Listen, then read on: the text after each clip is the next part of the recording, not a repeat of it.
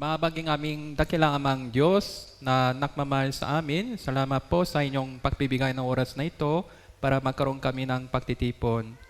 Noon kami po ay mga miserableng makasalanan ay patungo sa impyerno at karapat-dapat sa impyerno. Ngunit dahil sa inyong biyaya lamang o pag-ibig tungo sa amin, kayo po ay pumarito sa sanibutan upang pasanin ang cross.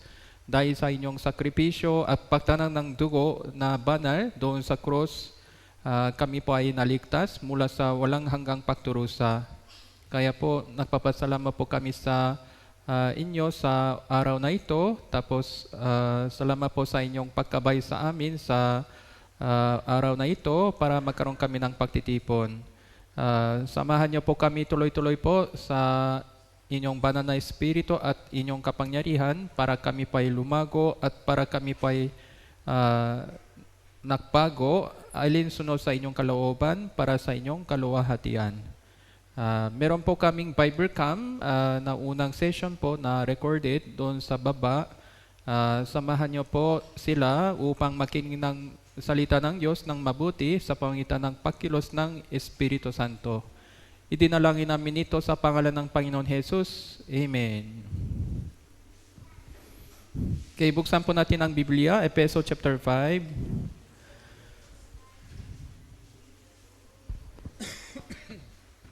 Efeso chapter 5, verse 18.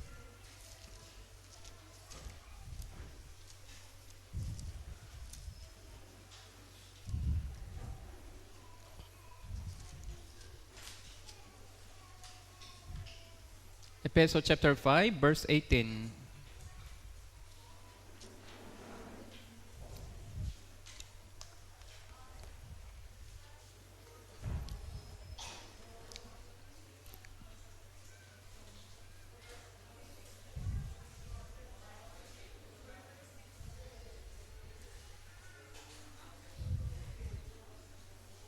Okay, basahin po natin ng sabay-sabay. Efeso chapter 5, verse 18, 3 to 1.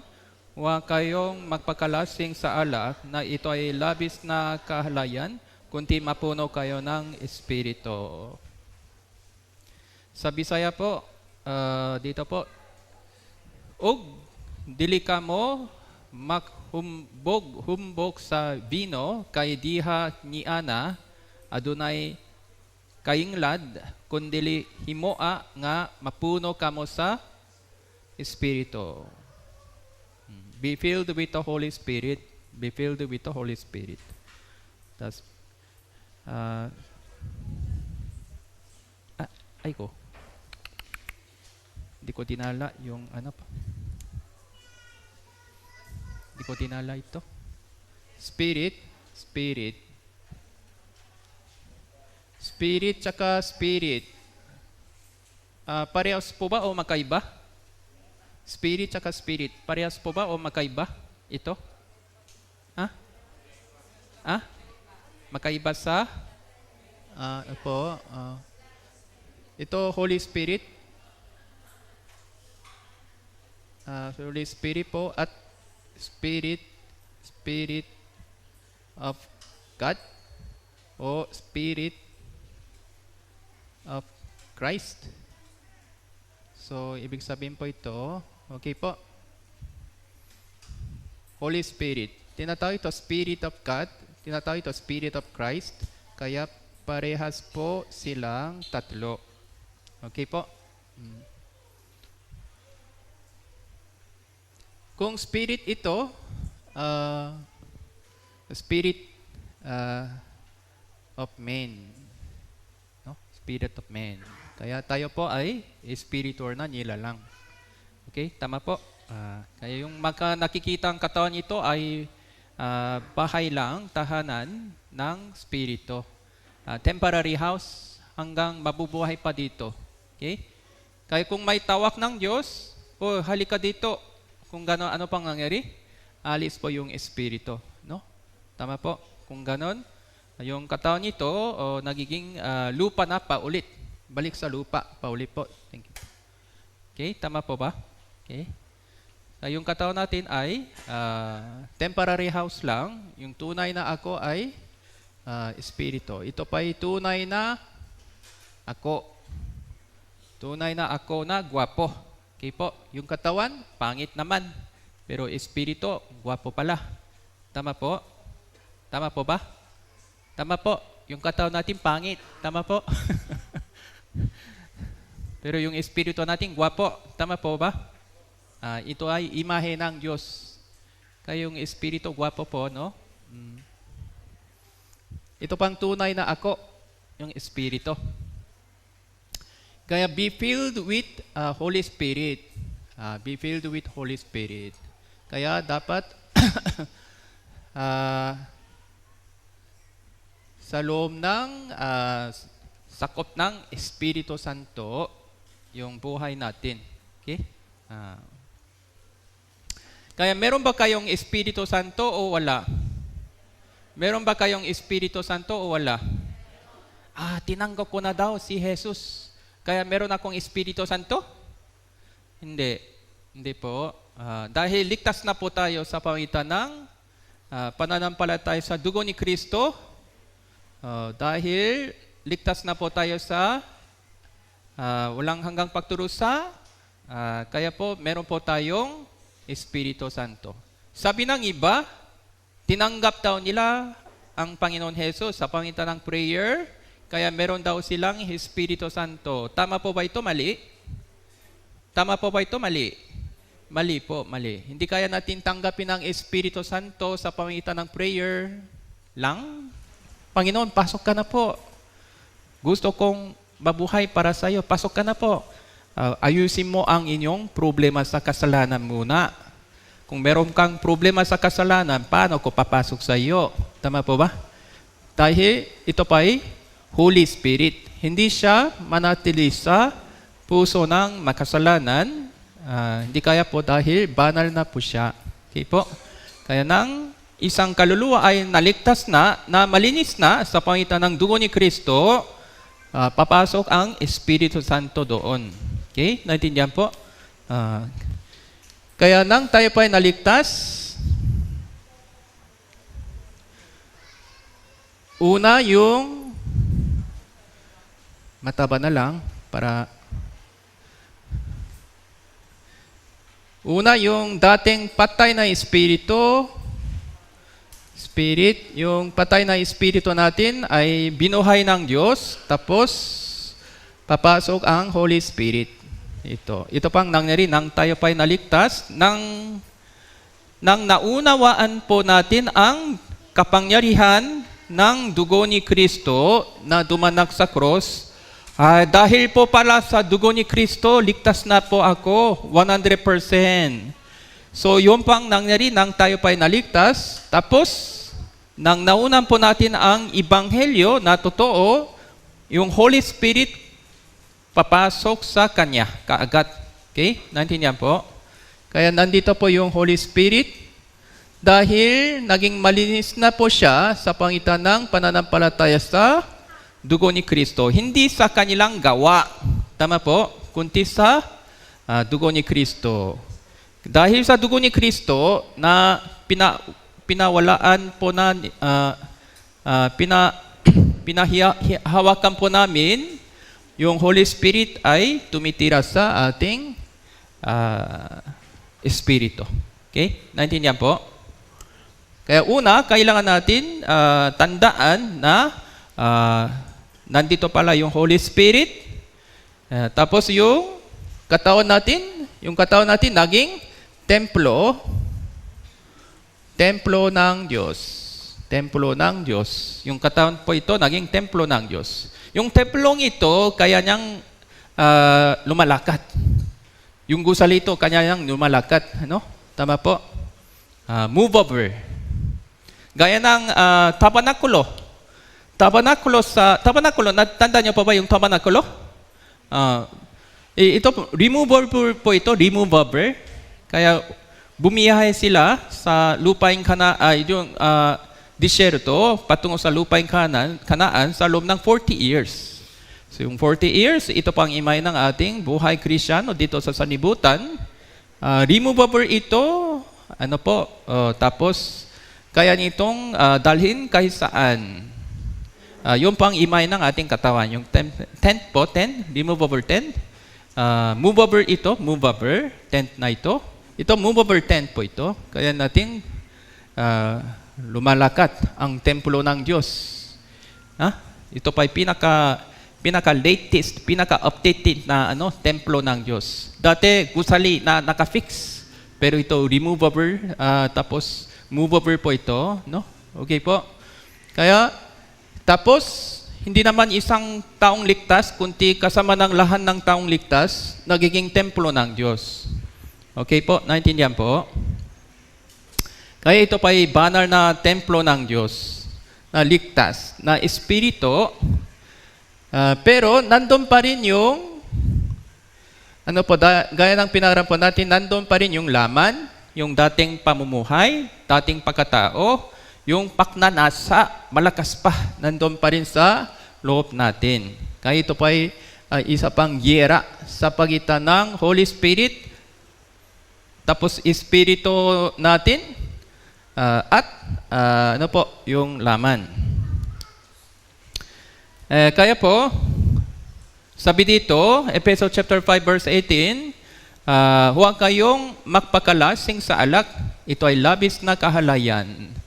Ug dili ka mo maghubog-hubog sa vino, kay diha niya ana adunay kagilad, kundi mapuno kayo ng Espiritu.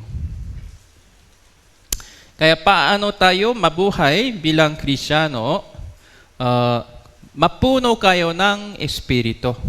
Mapuno kayo ng Espiritu. Okay?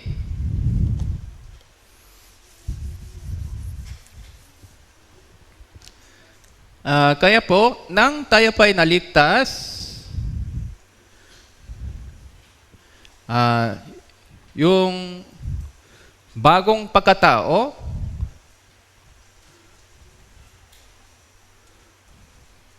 nandito po, yung dating pagkatao, nandito po, Holy Spirit, nandito po siya. Yung Espiritu ko, nandito po. Tapos, yung paknanasan ng laman, nandito po. Tama? Tama po. Ako mismo ay yung kaluluwa, dito siya, sa gitna. Okay? Naintindihan po? Kung saan ako sumusunod, itipende sa ating decision. No? Pupunta ako dito sa pagtitipon o hindi. Itipende sa ating decision ngayon araw. No? Kaya po, yung kaluluwa, sa loob ng kaluluwa, yung decision o yung mga will, yung pagpapasya, anong decision mo? Yung pang nasa gitna ng kaluluwa. Sa ibang salita, ito self-tao. Self-tao.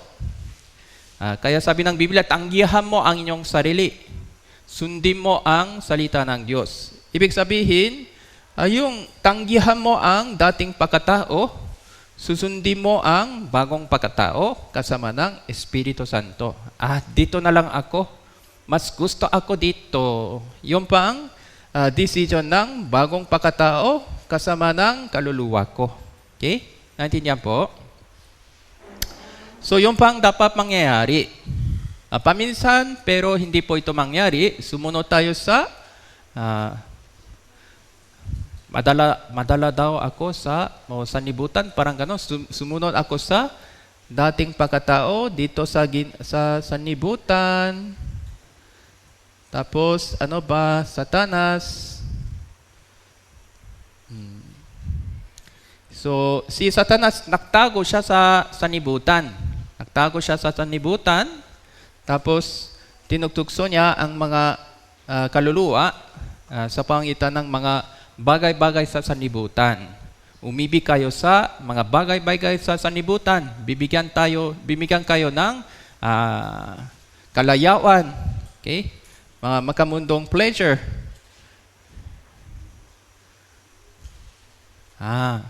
Kaya kanina mo tumitingin sila sa smartphone. Okay? Sa halin ng Viber, tumitinga kayo sa smartphone, bibigyan kita ng makamundong kasiyahan. No? Tama po ba? Kaya meron po tayong mga usapan na kung meron po tayong Viber sermon, iwasan natin yung smartphone. Ano? Tama po kung nasa church po tayo, so meron po tayong mga lalagyan pa, mga lalo na kabataan po. Hindi ko alam anong usapan ninyo. Basta, mapuno kayo ng Espiritu. Ibig sabihin, sumuno kayo sa Holy Spirit. No? Sumuno kayo sa Holy Spirit. Kasi kung hindi, magkaroon tayo ng problema sa ating buhay Kristiyano. Tayo pa'y naging dapat kasangkapan ng Diyos o kasangkapan ni Satanas? Dapat tayo pa'y naging kasangkapan ng Diyos o kasangkapan ni Satanas? Alin po ang gusto nyo? Kasangkapan ng Diyos. Pero, kung hindi tayo sumunod sa Holy Spirit, yung will ni God, tayo pa'y nagiging kasangkapan ng Satanas. Eko, wala pala dito.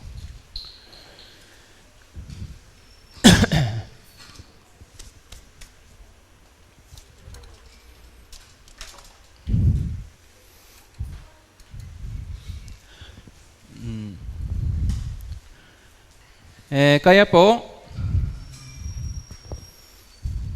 isa sa kanila ay, alak daw, alak. Dahil sa alak, maraming tao nahulog sa impyerno, no? Tama po? Dahil sa alak. Dahil sa tukso niya alak, yung pamilya nasisira. Dahil sa tukso niya alak, yung pamumuhay niya nasisira. Yung kalusugan niya nasisira. Tapos bandang huli, mamamatay siya hanggang sa impyerno. Yung alak ay isang kasangkapan ni Satanas upang sirain ang kaluluwa, isang kaluluwa. Kaya po kung isang tao ay naging lasinggo na, gaya ng sabi ng Biblia, Efeso chapter 4, verse 19,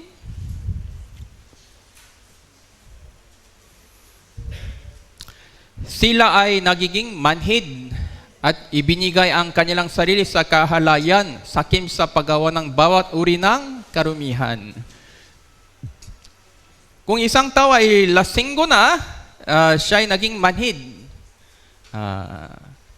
Kaya paminsan hindi nila tandaan, hindi nila tinandaan kung anong ginawa nila. Pagkatapos ng gumising sila sa alag, maraming sugat sa katawan. Anong nangyari? Mag-away daw sila sa kapipahay. Daming sugad. Paminsan nasa police station na. Hindi ko tandaan ano pang ginagawa ko. So, naging hindi normal. Kaya yung lasinggero, ginagamit ni Satanas para sa kanyang kalooban. So, sila ay naging manhid, ay ibinigay ang kanilang sarili sa kahalayan. So, kaya po, naging masama ang isang tao dahil sa alak. Yun po ang ginawa ni Satanas. So, paggawa ng bawat uri ng karumihan. Kahit gumagawa sila ng maraming kasalanan, hindi nila tandaan, hindi sila nakigilty dahil sa alak. Kaya, lumayo kayo sa alak. Tapos, dahil sa pera, kaya una dahil sa alak, tapos dahil sa pera, gaya ng alak, ang isang tao ay nasisira. Paminsan po, kung meron po tayong invitation, busy daw sila sa hanap buhay. Wala silang oras para sa kanilang espiritu. Purong trabaho lang. Umaga hanggang sa hapon, gabi, walang day off, tuloy-tuloy. Paminsan, Christian mismo ganyan. Siyempre, yun ang maling pamumuhay. Kaya, yung pera mismo nagiging gaya ng alak, gaya ng Diyos-Diyosan na sinasamba nila. Kaya dahil sa pera, maraming tao nahulog sa impyerno. Dahil sa pera, maraming Kristiyano ay naliligaw. Tapos dahil sa mga babae, lalaki, kaya iba na yung babae, iba na yung lalaki, paulit-ulit, naging magulo ang buhay nila. Paulit-ulit, kanon. Kaya po, yung pang isang paknanasan ng laman. Kaya may asawa naman, may iba pa. Ganyan, no? So, nasisira yung buhay niya, yung isip niya, lahat. No? Kaya yung pang ginawa ni Satanas. No? Tama po ba? Yung pang ginawa ni Satanas. Kaya gaya ng alak. Kaya lumayo kayo sa alag, sakim, mga paknanasan ng laman. Kunti mapuno kayo ng Espiritu Santo. So, yung pang no more na pamumuhay. Spirit-filled life. Spirit-filled life. Okay, tinatawag ito, Spirit-filled life.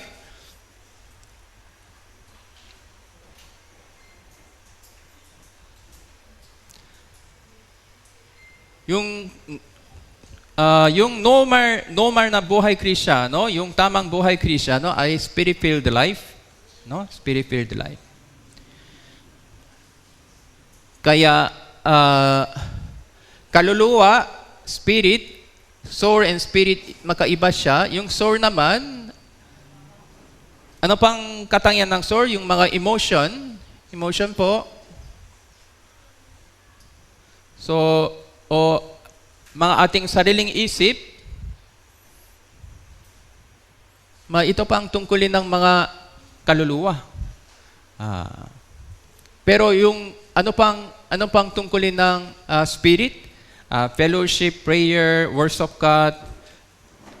So sa halin ng ating sariling kalooban, ano pang kalooban ng Diyos ay unahin natin? Yung pang spirit-filled life. Tama po ba? Naintindihan po?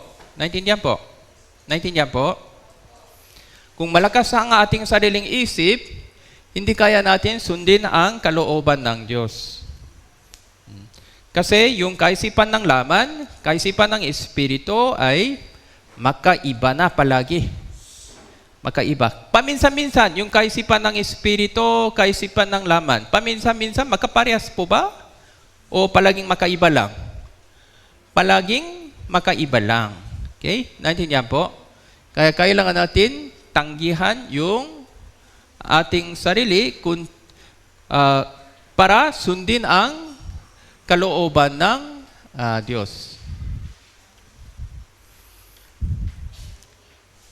Kaya po, mahalaga po yung sermon time. Okay, kaya kung meron po tayong sermon time, paminsan, malilate po kayo sa sermon time. Mga kapatiran din po, mga driver din po, pagkatapos ng driving mo, hindi ko alam, paminsan hindi sila umakyas sa sermon hall, no? Kaya sa Lord's Day, ang pinaka-importante ang sermon time, no?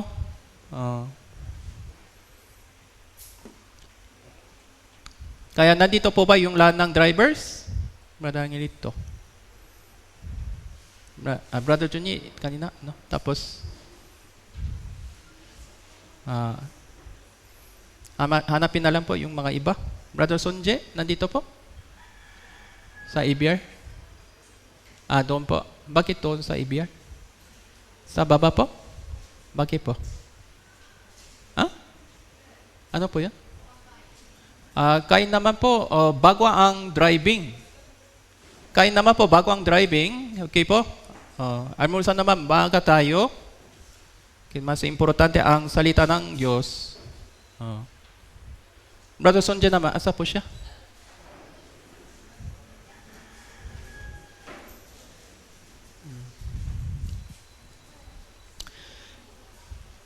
Kaya po, manatili kayo sa Espiritu Santo. Kaya unang Korinto, chapter 3, Verse 1 hanggang 3.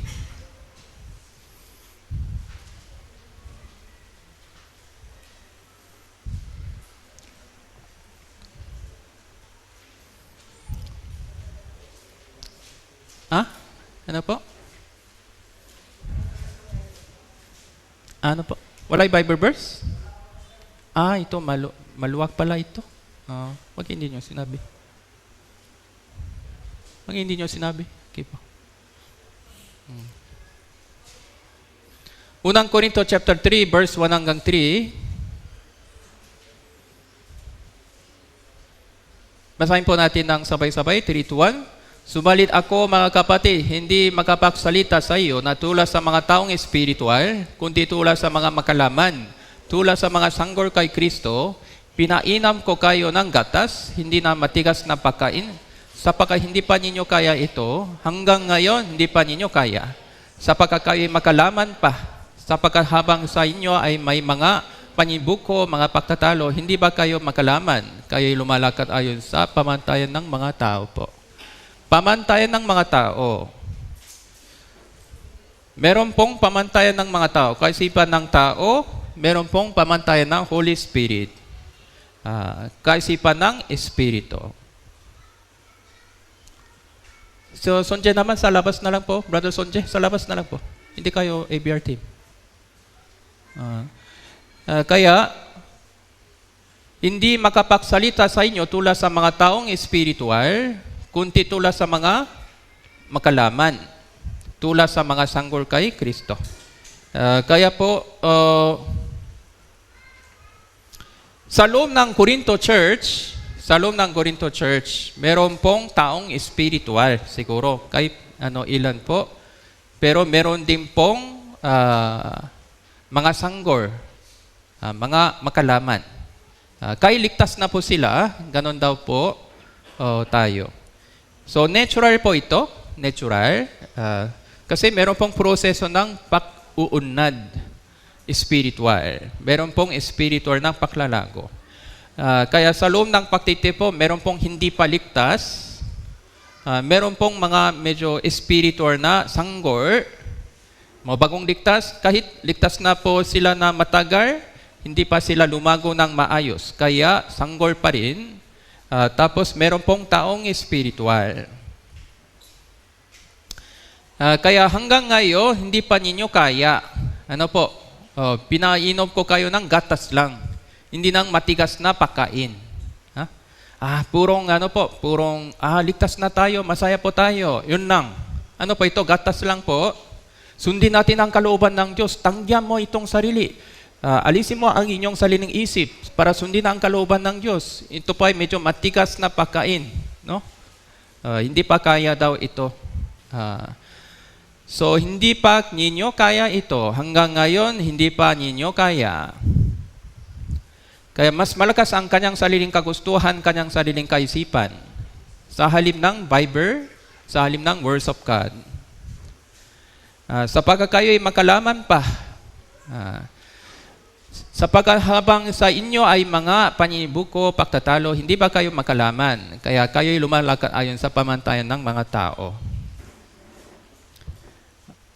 Kaya sa loob ng Corinto Church, meron po silang mga talento. Marunong sila sa translation daw, marunong sila sa speaking in tongues, marunong sila sa panalangin, mga iba-iba. Meron po silang mga talento. Pero pagdating sa pagsunod sa Panginoon, mahina po sila. Mahina. Pagdating sa sakripisyo, mahina po sila. Yun po ang sanggol espiritual kay Kristo. Kaya po, ito pa ay proseso ng pag-unad. Siyempre, dapat hindi po tayo bilang sanggol espiritual kay Kristo sa matagal na panahon. Meron pong panahon na ganyan, pero dapat lumago tayo ng maigi. Unang Korinto, chapter 13 po, verse 11.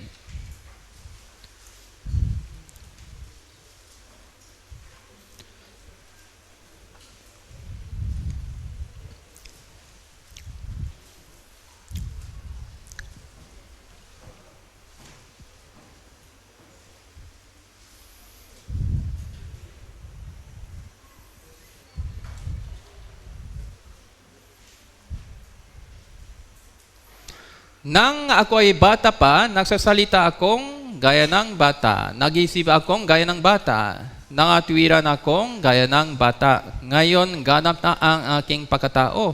Iniwan ko na ang bagay ng pagkabata.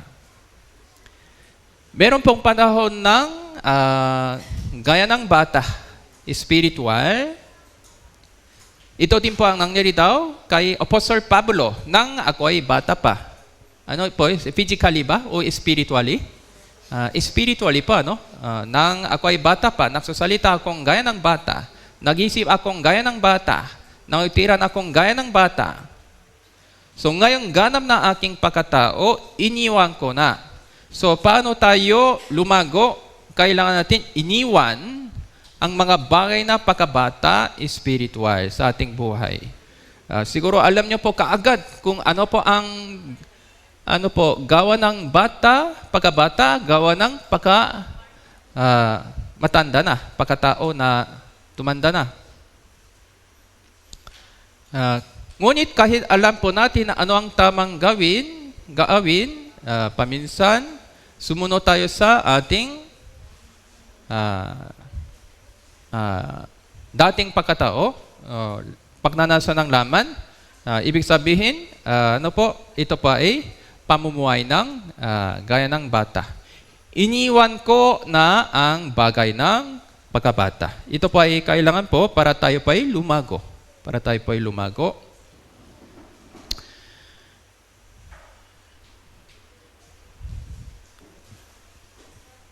Kaya paano tayo lumago ng mabuti? Paano natin iniwan yung dating pagkatao? Paano tayo sundin ang kanyang kalooban? Sabi ng Biblia kanina po, ano po? Efeso chapter 5, verse 18.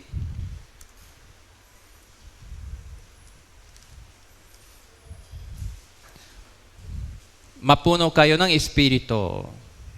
Huwag kayong magpakalasing sa alak. Huwag kayong may sakim sa pera. Huwag kayong mahulog sa matukso, sa pagnanasa ng laman. Kunti, mapuno kayo ng Espiritu. Kaya paano tayo lumago ng mabuti po, spiritual? Hindi po ito kayang nating gawin sa ating sariling kalakasan, no? Kasi ito pa ay spiritual na bagay. Kailangan pong yung tulong ng Holy Spirit. Okay? Tama po? Kaya gaya ng pinarap po natin noon, paano tayo naging mapuno ng Espiritu? Paano po? Una, dapat manatili tayo sa iglesia ng katawan ni Kristo. Okay.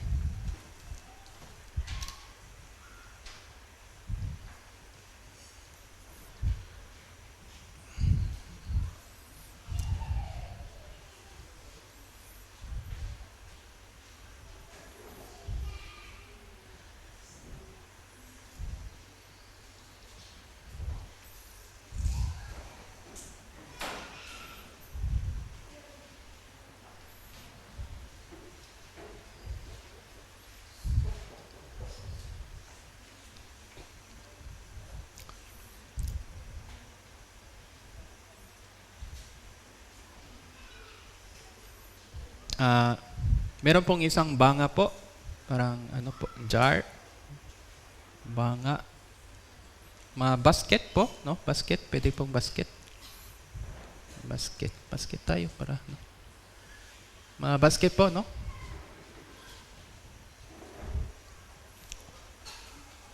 Pero yung design niya, ganun po, no? Para maintindihan po natin. Naintindihan po ito? Meron pong isang basket. Dito may butas. Dito sarado na. Okay? Kaya sabi ng Biblia, mapuno kayo ng Espiritu Santo. Mapuno kayo ng tubig. Kunwari, tubig po. Paano ito mapuno ng tubig? Paano po? Ito may butas. Ito naman may sarado. Dapat ano daw, yung tubig, ganito daw. Paano ito? Kaya, ito pa ang ating sitwasyon. Kaya nang nakasulat sa Biblia kanina. No? Kaya paano ito mapuno ng tubig? Kaya meron pong isang mabuting katiwala ng may amo. Sabi ng amo, iniutos na amo, mapuno kayo, punoy mo ang basket ng tubig. Sige po. Kaya hanggang uwi ako mamayang gabi. Sige po. Kaya anong ginawa niya?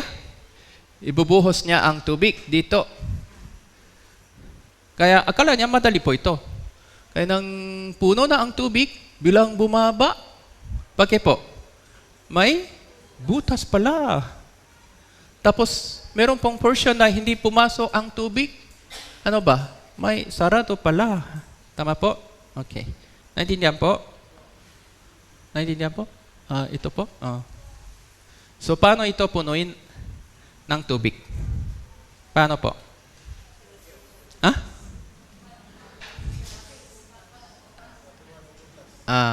Sabi ng amo, huwag niyong ayusin ang butas. Punoy na lang yung tubig. Tapos, kaya niyong ayusin ang sarado na lugar. So pero ito dapat hindi niyo ayusin. Sabi niya, punoy na lang yung tubig. Yung pa ang condition po. Paano yan? Ito, dati pinagaran po natin, mga 2 years ago. Ano pa ang sagot po? Mga medyo luma?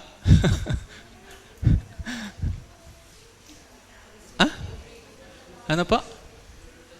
Ano po? Tubig pala. Ano po?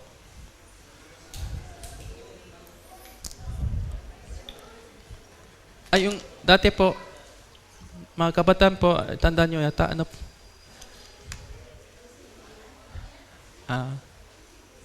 Hindi pa po. Yung kabataan din dito, matanda na lahat. Nalimutan na lahat.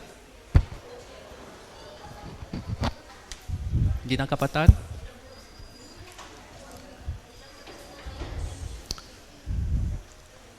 Dali mo ito sa ilog.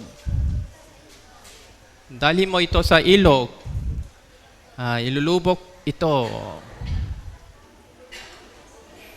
Kung gano'n, ano pang nangyari po? Ang tubig ay papasok. Tama po? Tama po ba? Naintindihan po? Naintindihan po? So, yung pang unang step. Kaya sabi ng Panginoon, manatili kayo sa akin. Nasaan yung kapangyarihan ng Espiritu Santo? Kaya nang pinaraw po natin doon sa Roma chapter 8, yung kapangyarihan ng yung kautusan ng buhay ng Espiritu na nakay Kristo. Ito po ay iglesia. Sa loob ng katawan ni Kristo, puspos ng biyaya at katotohanan.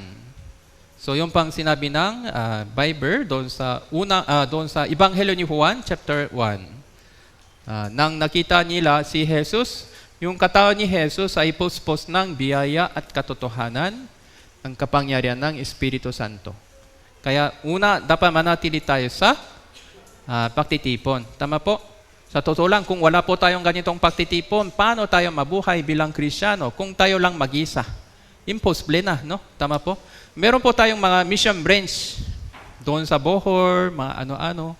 Yung membro nila, mga 3, 4 lang. Ang hirap yung pamumuhay nila bilang Kristiyano, no? Mahina po talaga.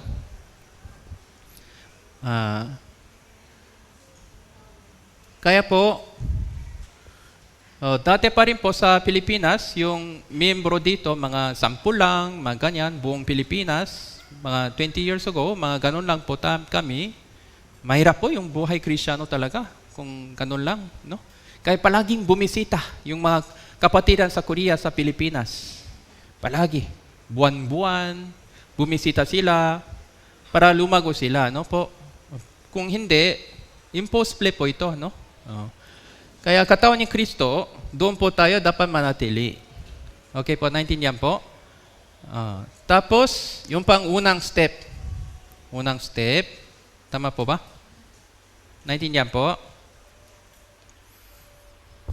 Tapos,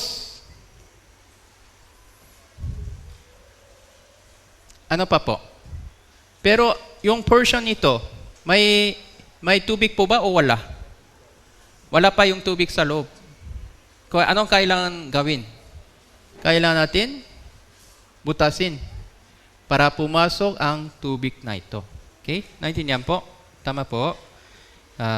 Kaya sabi ng Panginoon, okay, Juan chapter 15,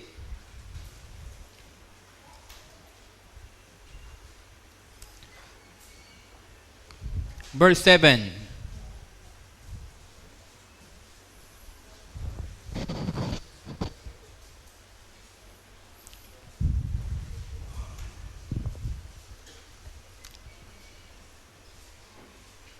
Juan chapter 15, verse 7.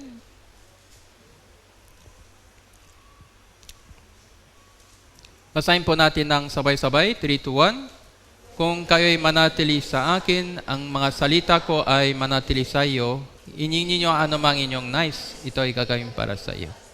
Unang step, kayo'y manatili sa akin. Pangalawang step, ang mga salita ko ay manatili sa iyo.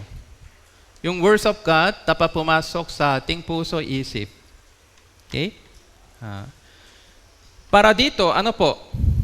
Ano pang sinabi ng Panginoon? Lucas chapter 9, verse 23. Lucas chapter 9, verse 23.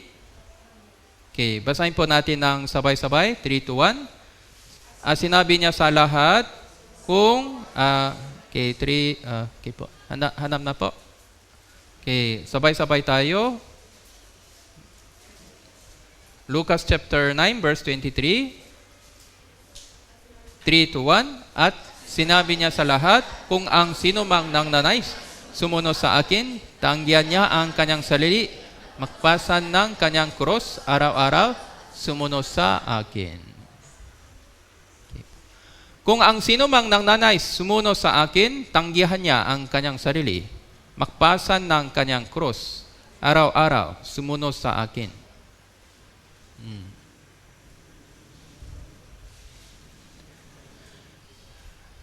Tanggihan niya ang kanyang sarili. Magpasan ng kanyang cross. Araw-araw. Sa sumunod sa akin. Yung pasanin ng cross, ito pa'y mabuting bagay ba? O sa kadalasan, ito pa'y mabuting bagay ba sa isang tao? O masamang bagay ba sa isang tao? Magpasan ng kanyang cross. Sa mata ng ibang tao, sa mata ng yung dating pagkatao, masamang bagay po ito. Masamang bagay. Sa mata ng Panginoon, sa mata ng Holy Spirit, ito po ay kalooban ng Diyos.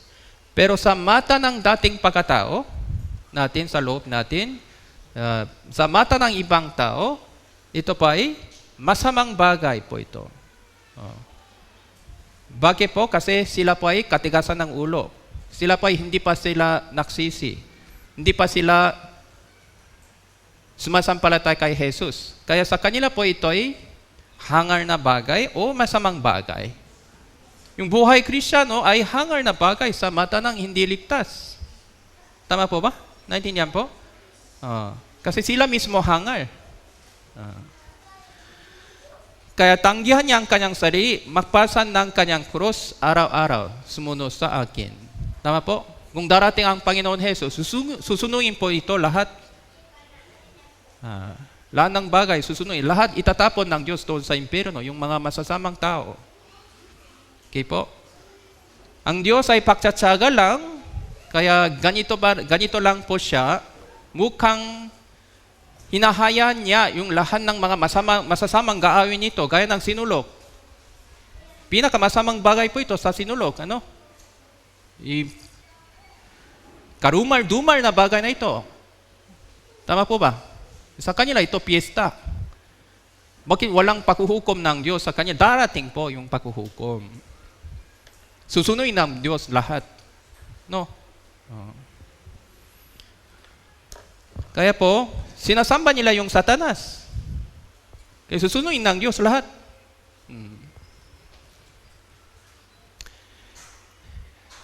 Kaya po, tayo naman po, sumunod tayo sa Panginoon Jesus, cross. Hindi sa ribulto, no? Hindi sa imahe, hindi sa alak. Kundi sa cross ni Kristo. Doon sa likod ng cross ni Kristo, meron pong resurrection, muling pagkabuhay. Doon sa likod ng cross. Yun po ang kaluwalhatian. Yun po ang isang paraan. Tayo po ay maliligtas. Yun po ang isang paraan para tayo po ay magkaroon ng kaluwalhatian sa langit.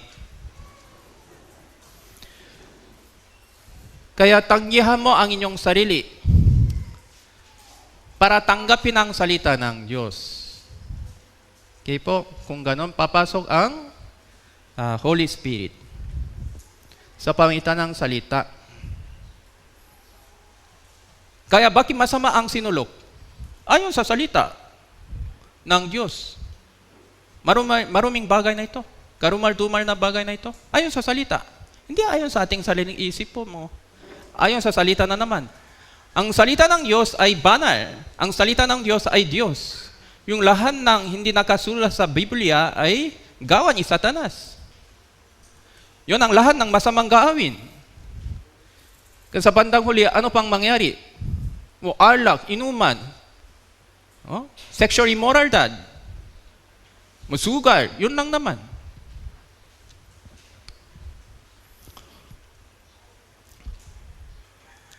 Kaya po, yung 10 utos, yung pinakamatas na utos, kung nilabak nila ang pinakamatas na utos, nilabak din nila yung lahat ng kautusan ng Diyos.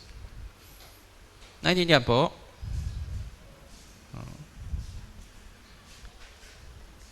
Kaya nagali ang Diyos patungo sa Israelita. Kaya alam po natin anong ginawa ng Diyos sa Israelita. Binigyan sila ng maraming chance. Pero sa bandang huli, yung lahat ng tumanggi sa biyaya ng Diyos, pinarusahan ng Diyos. Kaya po ngayon, dahil ang Diyos ay pagtsatsaga lang, kahit ginawa nila yung maruming bagay sa harapan ng Diyos, parang wala pong mangyayari sa kanila, pero darating po ang matinding paghuhukom ng Diyos.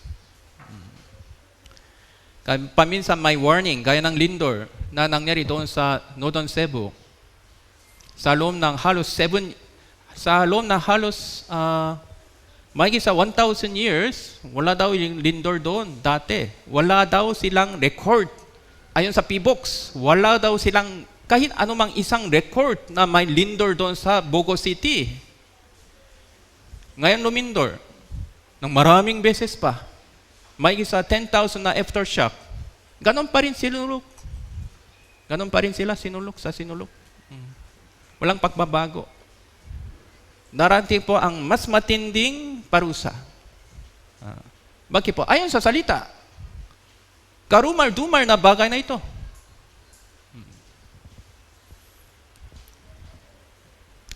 Kaya yung ginawa ng mga mabuting hari sa Israel, nang sila pa naging hari, inalis nila yung mga ribulto kaagad. Yung mga tinago ng mga ilang Israelita, mga sa bahay-bahay, inalis nila lahat. Kang naging malinis na ang bansang ito, pinakpala ng Diyos ang bansang Israel. Pero kung bumangon na yung masamang hari, balik naman yung pagsamba sa Diyos-Diyosan. Kaya sa bandang huli, nahati na po ang bansang Israel Sinakop ng mga Babylon, Assyria, parang ganun po.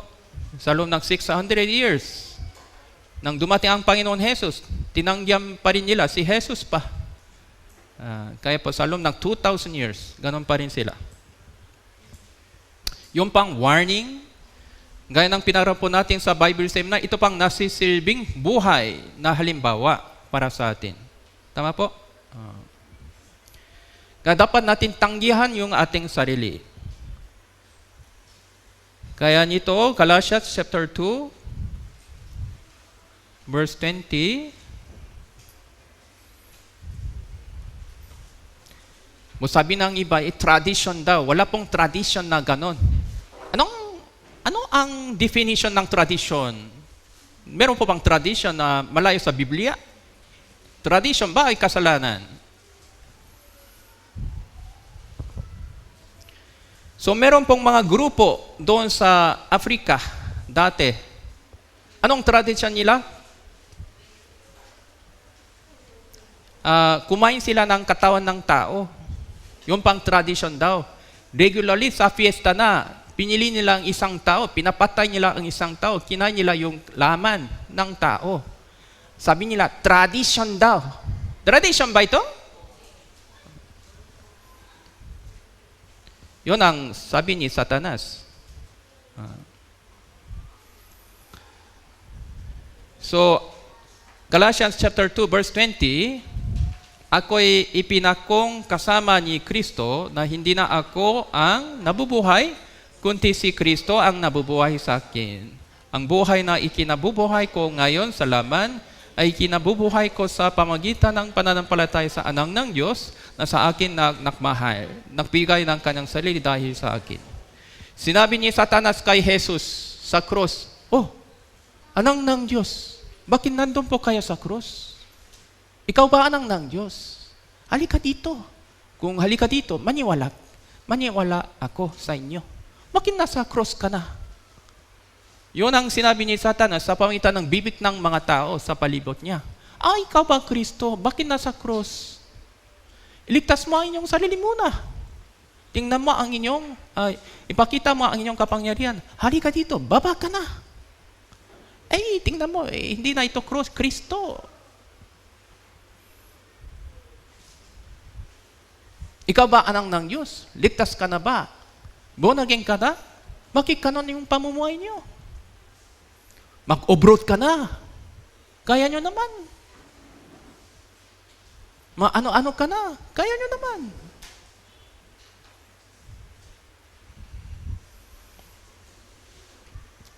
Hindi ko pwede kasi nasa cross ako. Namatay ako kasama ng Panginoon. Hindi ko na kaya. Pasensya na. Pasensya na. Hindi, wrong. Pasensya na. Pasensya na, Satanas. Okay. Bahala ka na.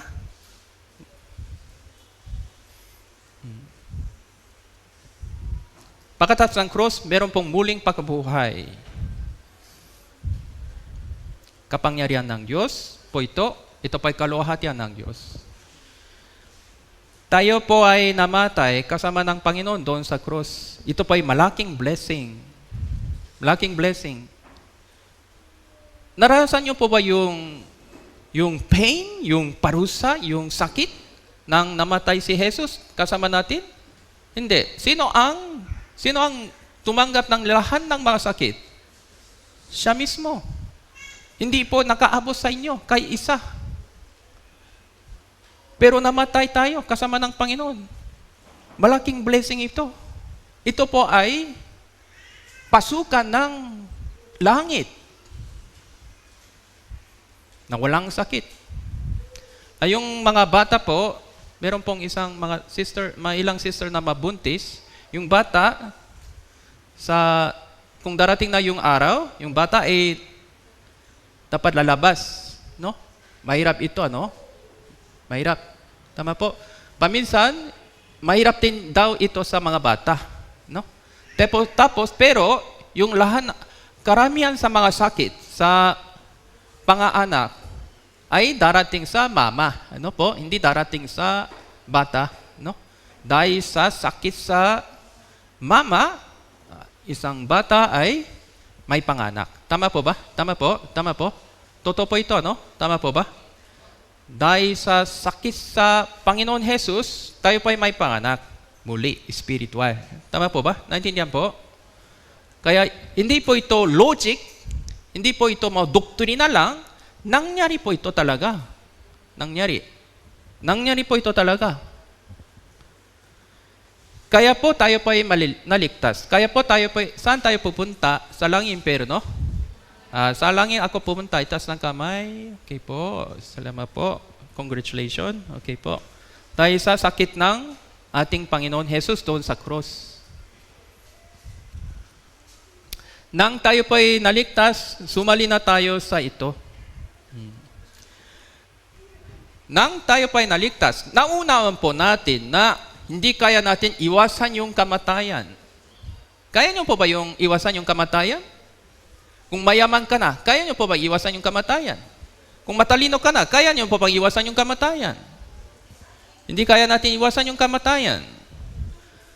Tapos yung kamatayan, ito po ay resulta ng ating pakakasala. Pagkatapos ng kamatayan, ano po yung kasunod? Pagkatapos ng kamatayan, ano po? Paghuhukom. Ito pa ang naunahan po natin. Hindi kaya natin iwasan yung kamatayan. Hindi kaya natin iwasan yung paghuhukom. Ito pa ang naunahan po natin. Tapos, nang nakita natin na ang cross, ano ang dapat nangyari sa cross? Sino ang dapat namatay sa cross? Sino ang dapat namatay sa cross? Jesus ba o ako? Jesus ba o ako? Jesus ba o tayo? Tayo mismo dapat namatay sa cross. Naunahan po natin ito. Tayo po dapat namatay sa cross. Tama po ba hindi? Tama po ba hindi? Tayo po ay dapat namatay sa cross. Yung buong buhay natin, walang kabuluhan. Yung buong buhay natin, marumi. Yung lahat ng ginawa natin, marumi. Yung lahat ng ginawang tao, marumi. Masama lahat. Dapat silang lahat ay mamamatay sa krus. Tama po ba? Meron pong mabuting tao sa mundong ito o wala? Meron pong mabuting tao sa mundong ito o wala? Meron pong mga gawa ng mabuti sa mga tao o wala? Zero. Zero po, zero. Yung magulang nyo, makasalanan. Huwag nyong sundin ang gawa ng magulang nyo. Sundin mo ang gawa ng Panginoon Jesus.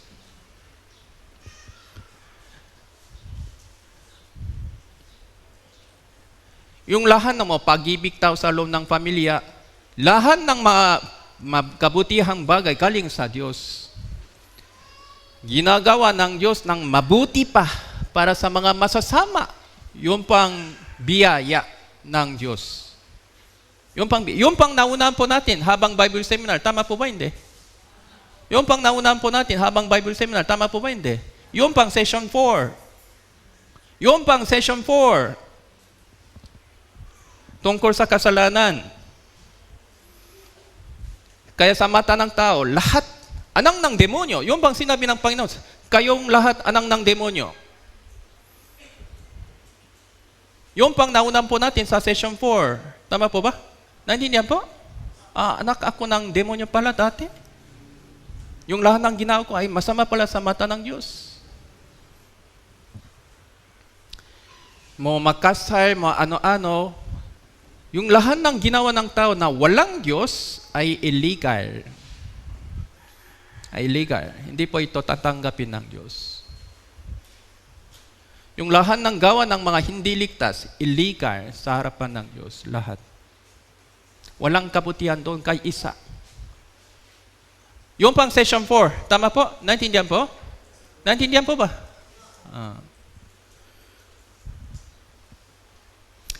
Tapos dapat tayo mismo namatay sa krus. Dapat ito pang nangyari. Dapat hindi Jesus ay namatay sa krus. Bakit siya po ay namatay sa krus? Anong kasalanan sa kanya? Wala. Pero sinong namatay sa krus? Siya pala. Namatay sa krus. Bakit? Dahil minamahal niya tayo. Yun lang. Tama po? Naintindihan po? Yung pang session 5. Tapos meron pong isa pang ebanghelyo. Good news pa. Ako din pala namatay. Ako din pala namatay kasama ng Panginoon. Kaya, ligtas na ako. Ito pa ay pag-ibig ng Diyos. Tama po? Kaya dumadaang ang nanay sa grabing sakit dahil dito, nasa labas na ako. Parang ito pang nangyari. Naintindihan po? Kaya naunan po natin kung gaano kasama ang mundong ito, naunan po natin kung gaano karumal-dumal yung ginawa ng tao sa mundong ito, naunan po natin kung gaano kasama ako, kasama tayo dati. Tama po ba? Naintindihan po? Kaya yung pang session 4,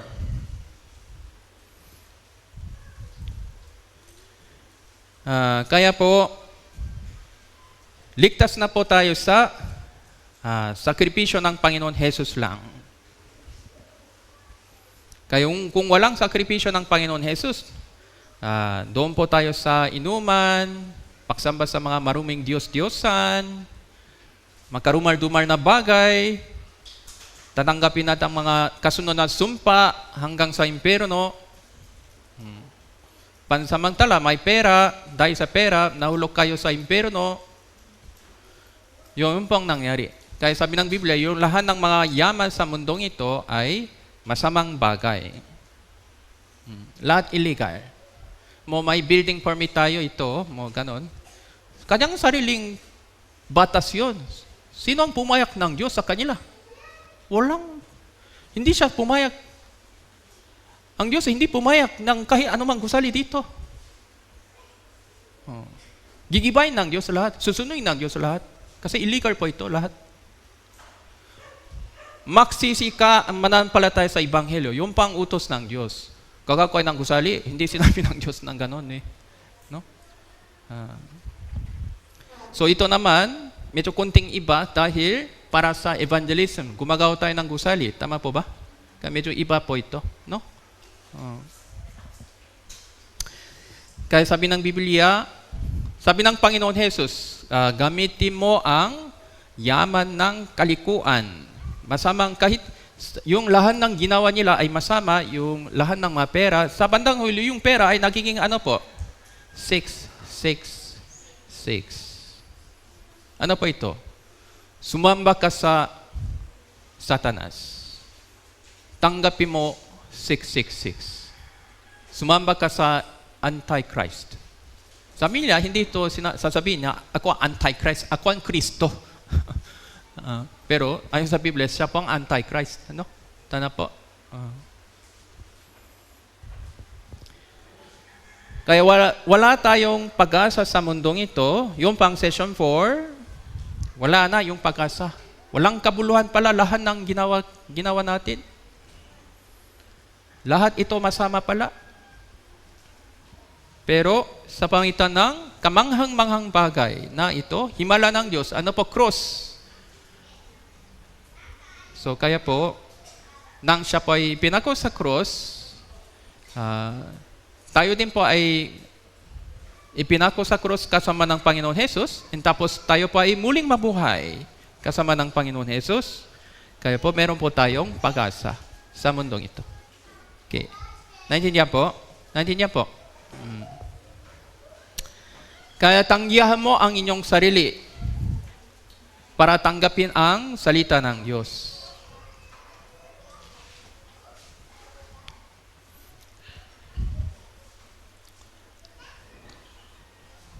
Kaya unang step, ano po? Okay. Manatili kayo sa Panginoon. Pangalawa, ano po? Tanggihan mo ang inyong sarili. Pangatlo, ano po? Tanggapin mo ang salita ng Diyos. Sundin natin ang salita ng Diyos. Tapos,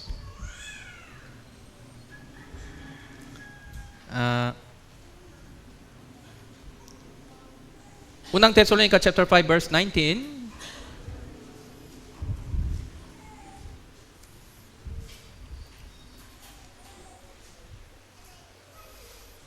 Unang Thessalonica chapter 5 verse 19. Okay po.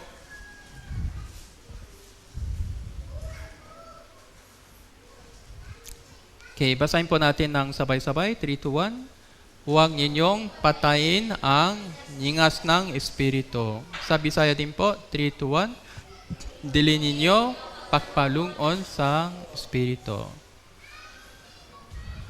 Do not put out the Spirit's fire. Do not quench the Spirit. Spirit of fire. So, huwag niyong patay ng nyingas ng Espiritu. Yung fire. Kaya po, meron po tayong dirty kitchen dati, na ginagamit natin yung kahoy po, Kaya paminsan, kung naging mahina na yung kahoy, yung apoy,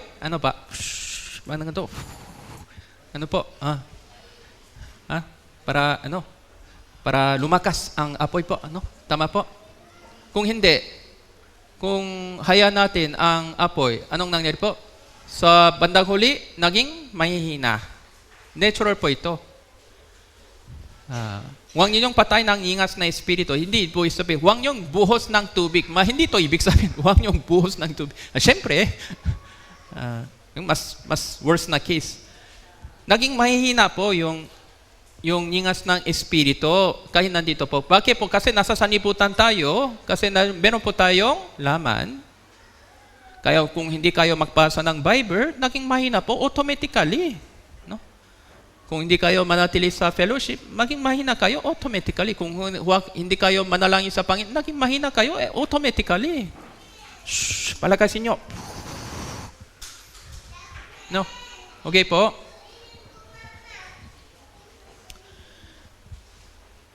Kaya, anong ginawa ni Satanas? Gusto kong patay ng nyingas ng espiritu sa inyong puso. Yung pang ginawa ni Satanas. Mga tukso, mga iba't ibang problema, ginawa niya mga iba't ibang paraan para naging mahina ang nyingas ng espiritu sa ating puso. Kaya sa anumang sitwasyon, ano po ang kailangan natin gawin? Palakasin ang nyingas ng espiritu. Tama po? Naintindihan po? Kung hindi, walang pagkain. Tama po? Nakasaying daw. Saying. Dapat may apoy ka na. Tama po? Kung walang apoy, walang pagkain. Hindi masarap. Mahina lahat. Gutom na. Walang pagkain. Gutom na sila. Kung gutom na, nakasakit pa rin Tama po? Nakasakit pa rin tayo. Kaya dapat masipag tayo. Dapat hindi tayo naging tamas sa Kaya yung nanay, gumising sila ng maaga. Tama po? Para sa bata, Bakit po? Para sa una, pagkain, Tapos mga damit, tama po ba? Para sa mga bata po, Tama po? Naintindihan po? Ganito yung mga Kristiyan, dapat masipag para palakasin yung nyingas ng Espiritu. Filipos chapter 2 po, verse 13.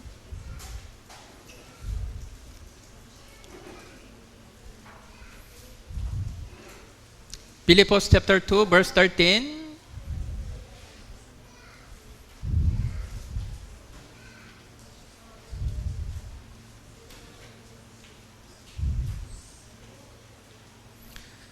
Basahin po natin ng sabay-sabay, 3 to 1. Sapagkat Diyos ang gumagawa sa inyo, magiging sapak na nais ang sa paggawa para sa kanyang mabuting kalooban. Ang Diyos ang gumagawa sa inyo na maging sapak na nais sa paggawa. Kung ligtas na po tayo, gusto naming mabuhay para sa Panginoon. Tama po ba? Meron po tayong paknanais. Gusto kong sundin ang kalooban ng Diyos. Gusto kong bigyan ng kasiyahan ang Diyos. Tama po? Naintindihan po? Kaya po, gusto kong mabuhay para sa Panginoon. Ito pa ang puso ng lahat ng mga ligtas. Tama po? Tama po? Kaya siguro tayo din po lahat, ganito po yung puso natin. Pero ito pa ay naging mahina. Kaya sabi ng kanina, huwag niyong patayin ang ningas ng Espiritu. Kunti palakasin niyo po yung ningas ng Espiritu. Ang Diyos ay gumagawa sa inyo maging sa pagnanais. Sa ibang, ang Diyos siyang nagbibigay sa inyo ng pagnanais. Okay, sa ibang salita po dito, ang Diyos ay siyang nagbibigay sa lahat ng mga kapatiran na ligtas ng pagnanais. Ang kagayahan, masunod nyo ang kalooban niya. Kaya meron akong pagnanais para sundin ang kalooban ng Diyos. Meron po ba? Wala. Meron po. Meron akong pagnanais. Itaas ang kamay po. Meron akong pagnanais upang sundin ang kalooban ng Diyos. Okay po. So kaya, ano pang kailangan natin gawin? Kailangan natin itong palakasin. No? Para hindi ito patain. Ano? Naintindihan po? Naintindihan po? Kaya, sa loob ng kampo ng Israel, meron pong pagkain. Kaya sa disyerto, ano po? Meron pong pagkain, tinapay buhas sa langit. Meron na yung pagkain. Ano pang kailangan natin gawin? Kunin. Tapos magluluto. Tama po ba? Naintindihan po? Gaya nito, sa loob ng iglesia, kung nandito po kayo, darating ang tinapay, spiritual, mga biyaya, buhas sa langit. Kaya kung dumating na ito, kailangan natin kunin. Kailangan natin itong kainin. Okay? Para tayo pa ay naging malakas. Okay, naintindihan po? Kaya huwag niyong patayin ang ningas ng Espiritu. Ito pa ay 4 na step. Kaya manatili tayo sa katawan ni Kristo. Nandun po yung salita ng Diyos. Tanggapin natin ang salita ng Diyos para dito tanggihan natin yung ating sarili. Tama po? Kasi meron po tayong laman. Wala akong laman. Itaas ng kamay. Wala akong pangnanasan ng laman. Itaas ng kamay. Meron po tayo lahat. Tama po? Kaya ano pang kailangan? Kailangan natin tanggihan yung pangnanasan ng laman. Tama po? Palagi. No? Tama po? Tapos, palakasin natin yung ating bagong pagkatao. Pagnanais ng Espiritu sa loob natin. Okay? Tama po? Kung gano'n, ano pang nangyari?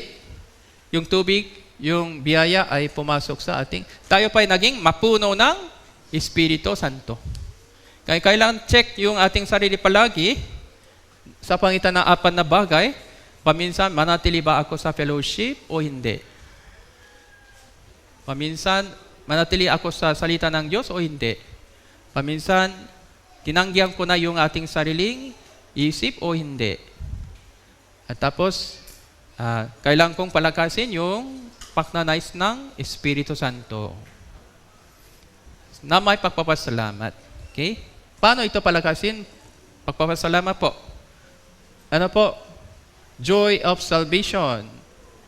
Joy of salvation. Okay? Kaya, masaya po tayo sa kaligtasan. Tama po? Tama po ba? Joy of salvation. Ito pa ang nangyari. Kaya, pinara po natin yung proseso paano tayo naging mapuno ng Espiritu Santo. Okay. Kaya po, yung nangyari sa Corinto Church, ano po, manatili po sila sa iglesia. Matagal. Ang problema, ang kasunod na proseso ay mahina. Pagtanggi sa kanyang sarili, mahina. Manatili sa salita ng Diyos, mahina. Palakasin ang kanilang loob ng bagong pagkatao, mahina. Manatili lang sila na matagal. Kaya, hindi pumasok yung lahat ng biyaya sa kanilang buhay. Kaya po, yun pa ang mensahe ni Apostle Pablo. So ito pa ang ating parang magandang lesson para sa atin, para tayo po ay lumago. Pangalawa po, tanggihan natin yung ating sarili, sundin natin ang salita ng Diyos. Okay po? Kung ganon, tayo pa ay mapuno ng Espiritu Santo. So, yun po ang pagnanais natin. Okay. Tapos, palagasin natin yung pagnanais ng Espiritu sa loob natin. Yung dating, tapos bagong pagkatao, para tayo pa ay naging mapuno ng Espiritu Santo. Okay, hanggang dito po tayo. Yung mga mas detalyado, next time na lang po. Okay. Okay, manalangin po tayo. Mabaging aming dakilang amang Diyos na nagmamahal sa amin, salamat po sa inyong pagbibigay ng oras na ito para magkaroon kami ng pagtitipon. Samahan niyo po kami sa aming buhay upang sundin ang inyong kalooban sa aming buhay para sa inyong kaluwalhatian. Gusto naming sukulian ang inyong biyaya na natanggap po namin. Tulungan niyo po kami tuloy-tuloy po. Gabayan niyo po kami tuloy-tuloy sa pangitan ng inyong banal na salita. Meron po kaming Bible camp po dito doon po sa baba. Meron pong mga mahalagang kaluluwa na dumating. Binigyan po sila ng inyong dakilang biyaya, ang pag-ibig, para maunam po nila ang inyong dakilang katotohanan ng kaligtasan sa pangitan ng pakilos ng banal na Espiritu. Salamat po, Panginoon, sa inyong lahat ng biyaya. Itinalangin namin ito sa pangalan ng Panginoon Jesus na nagmamahal sa amin. Amen. Okay, maraming salamat po.